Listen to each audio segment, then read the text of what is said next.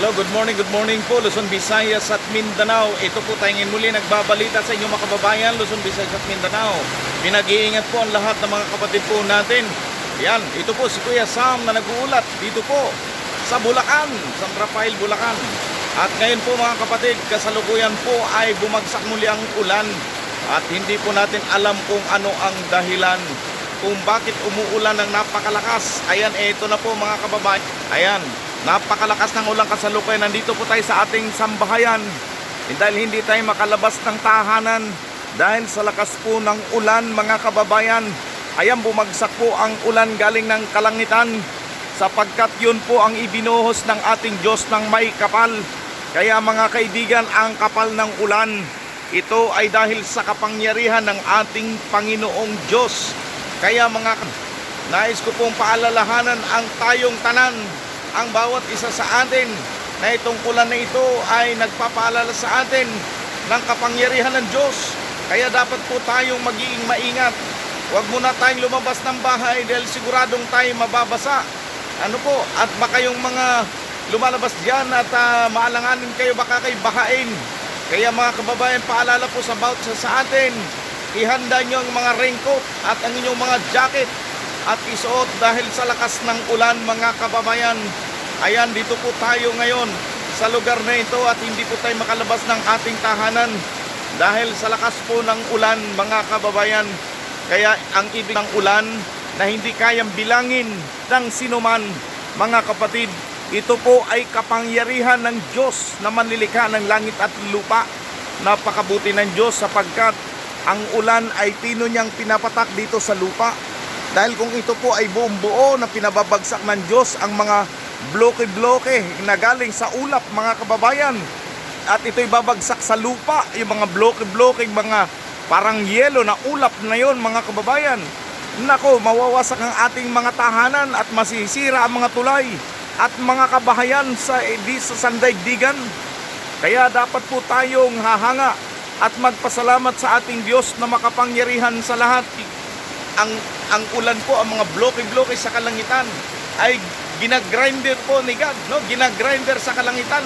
Pinapipino niya ang ulan na ito para pagbagsak sa kalupaan ay mahina na, pinong-pino na lang. At ito'y magdidilig sa ating lupa, kalupaan, upang ang ating mga palay at halaman ay gumanda ang kanilang kabuhayan. Ano po? Mamunga sila ng maayos at ang bawat magsasaka ay tuwan-tuwa mga kababayan. Kaya po, eto po si Kuya Sam Pilin na nag-uulat sa lakas po ng ulan. Tayo'y pinalalahanan na tayo po ay limitadong tao at tayo po, ang Diyos po ay walang limit ang kapangyarihan. Tayong tao, kahit maging bilyonaryo, trilyonaryo pa, mga kapatid, hindi po tayo kayang gumawa ng kahit ambon na ulan, no? Hindi natin kaya. Hindi rin po natin kaya magpasikat ng araw, mga kababayan, sapagkat Diyos lamang po ang tanging makagagawa niyan. Ano po? Kaya dapat po natin kilalanin ang ating Diyos na manlilikha na si Yahweh, in the name of our Lord Jesus Christ, na siyang dapat nating sambahin at paglingkuran at bigyan ng karangalan. Magkaroon tayo ng banal na takot sa Diyos, sapagkat siya po ay Diyos na walang katulad. Katulad po ng ulan, no? Hindi kain mga kababayan ang patak ng ulan. Yung sabi ng iba ay ambon lang yan, no? Sabi ng iba ay dadaan lang yan, pero hindi po ito daan. Ito ay milyon-milyon at trilyon-trilyong ulan. At ito nga po, itong ating kababayan na hindi na po niya kayang mapagtisan, lumabas na po siya ng tahanan at may dalang sabon at siya po'y nagsasabon ng mga kababayan. At ito, naligo na sa ulan. Kasi ang sabi nila, kapag naligo ka sa ulan, siguradong mababasa ka, kaibigan. Kaya mga kababayan, nagkuskus sa ulan. Kasi ang ulan daw po ay nagtanggal ng mga tagyawat at mga libag sa katawan. Kaya mga kababayan, maganda pong maligo sa ulan dahil lahat po ng mga bara-bara sa iyong katawan, mga libag, tanggal yan. Siguradong walang matira dyan.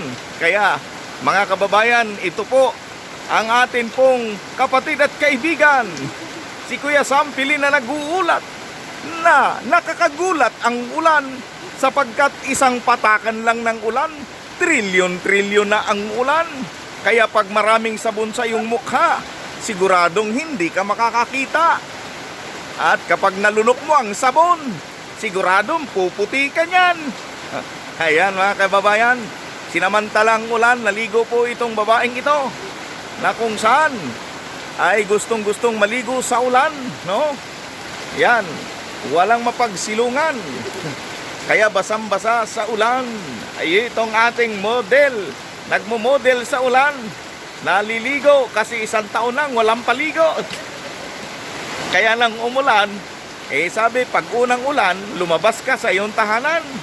Dahil ang unang ulan daw ay nakakagamot ng mga sakit sa katawan. At bukod diyan, pati mga libag mo sa katawan ay tatanggalin. Ayan mga kababayan, mukhang humina na yata ang ulan. Ayan, kaya mga kababayan, maraming salamat dito po sa inyong panonood sa aking video mga kababayan, na kung saan meron pong isang babaeng naliligo sa ulan. Ayan, ating tunghayan, medyo humina na yata ang ulan. Napahiya sa naliligo kasi may dalang tabo. Ayan, malakas po ang tubig, malamig ang tubig ng ulan.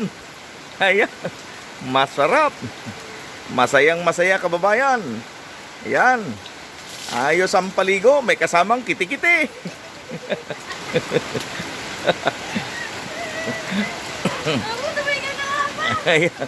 Ayan mga kababayan, kumuha siya ng tubig kasi huminang ulan.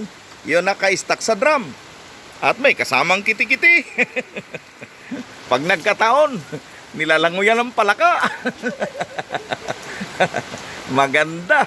Magandang tubig yan, kababayan. Ayan, medyo lumakas uli ang ulan, mga kababayan. Kaya inuulit ko po sa inyong tanan, mga kababayan, na ito pong ulan ay kapangyarihan ng ating dakilang manlilikha, ang ating Diyos, ang ating Yahweh. Kaya dapat po nating hangaan. Kung meron man tayong hinahangaan sa buong mundo, ang mga taong trilyonaryo, no? Ay, mga kababayan, hindi po yan hahangaan natin. No, may 10 eroplano, merong 100 eroplano. Ay, mga kapatid, may 10 barko. Kahit 100 barko pa, mga kapatid, hindi po natin nahahangaan ang sino mang taong napakayaman sa buong mundo, sapagkat sila po ay tumatapak pa rin sa lupa at simyento. At sila po ay kumakain pa rin ng kanin. Maliban po kung ang kanilang kinakain ay bakal o kaya ay ginto. Nako, hahanga tayo dyan. Pero wala ho naman ganong taong makapangyarihan. Kundi lahat ay kumakain ng bigas. Di ba? Kundi bigas, tinapay, kamote.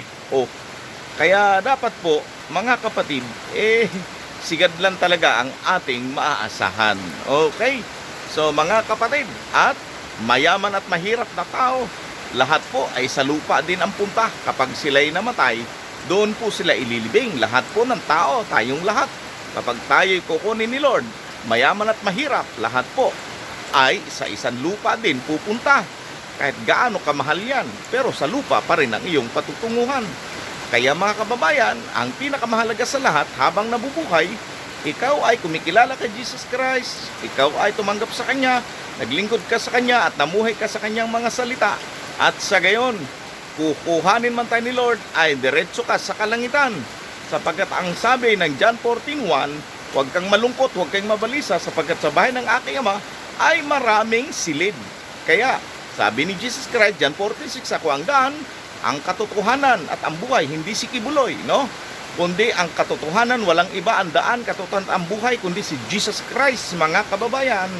Hindi po si Kibuloy. Kaya mga kapatid, kababayan, maraming salamat po sa inyong panonood dito sa aking video na kung saan ay tunay pong basang-basa sa ulan. Kaya muli, paalala sa inyong lahat, mga kababayan, sumilong muna ang mga nagbabiyahe ngayon. Ingat dahil madulas ang ating daan, no?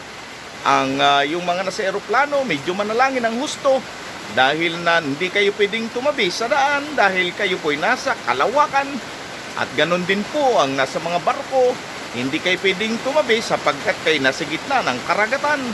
Pero yung mga nasa kalsada ay pwede po kayong huminto muna para sumilong upang maiwasan ang pagbaha at madulas na daan. Kaya mga kababayan, maraming salamat dito po sa inyong panonood sa akin pong video. Ito po si Kuya Sam Pilin na nag-uulat. Mga kababayan, Ingat po tayong lahat. God bless us all. We love you all. To God be all the glory. Bye-bye!